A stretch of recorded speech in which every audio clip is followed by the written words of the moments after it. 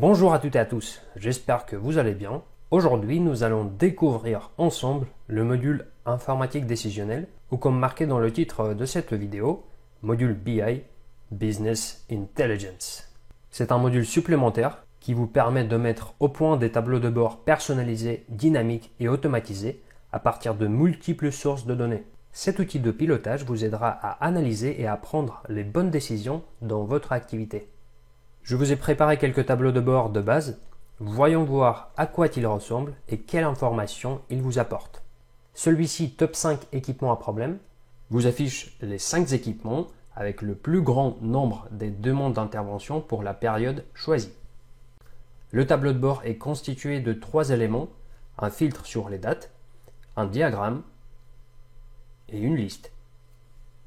Dans le filtre, vous pouvez facilement ajouter vos périodes personnalisées ou bien sûr choisir une date manuellement.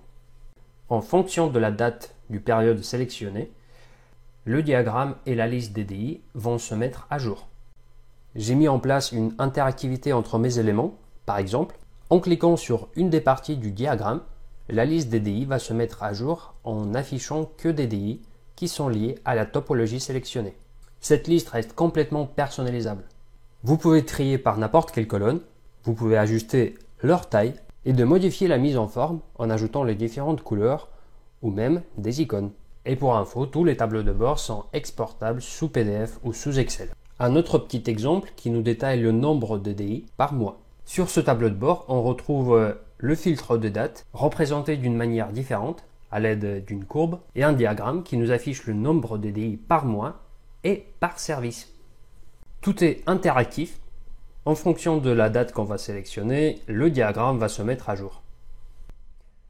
En plus, le diagramme lui-même, il est dynamique car si on sélectionne un service, on va rentrer plus en détail et afficher les DI en fonction de l'état pour le service sélectionné. Cet outil de BI a vraiment beaucoup de fonctionnalités qu'on ne pourra pas malheureusement détailler dans cette petite vidéo. Donc si vous avez besoin de plus d'infos, n'hésitez pas de revenir vers nous.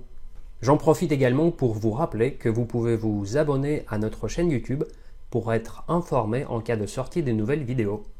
Donc jusqu'ici, on était en mode aperçu, mode consultation des tableaux de bord. Voyons voir rapidement comment créer un nouveau tableau de bord. Clique sur le bouton Conception. Ensuite, on va se rendre dans le menu principal et choisir l'option Nouveau.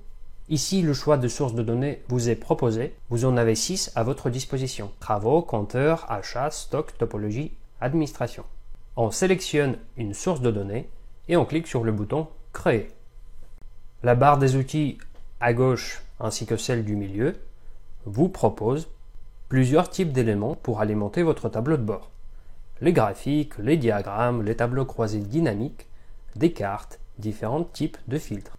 Je vous montre un exemple en ajoutant un élément secteur qui va nous afficher le nombre DDI par service destinataire. Dans la partie liaison valeur, on recherche et on ajoute le champ numéro de l'ADI. Ce sont tous les champs qui sont liés à la source de données travaux. Et dans la partie argument, on va retrouver le service destinataire de l'ADI. Et voilà, on a un diagramme qui nous affiche le nombre DDI par service destinataire.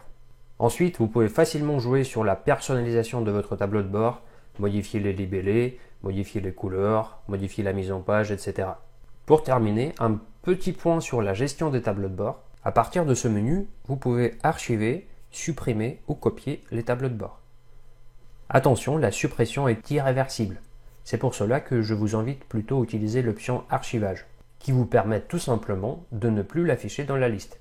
Et l'option copier qui vous permet de partager, de copier vos tableaux de bord avec d'autres utilisateurs. Car attention, les tableaux de bord qu'on vient de créer avec l'utilisateur connecté ne sont accessibles que pour lui. J'espère que ce petit tuto vous aura plu. Si vous avez des questions, n'hésitez pas de les poser dans les commentaires ou de nous contacter directement. On se retrouve très bientôt pour des nouvelles vidéos.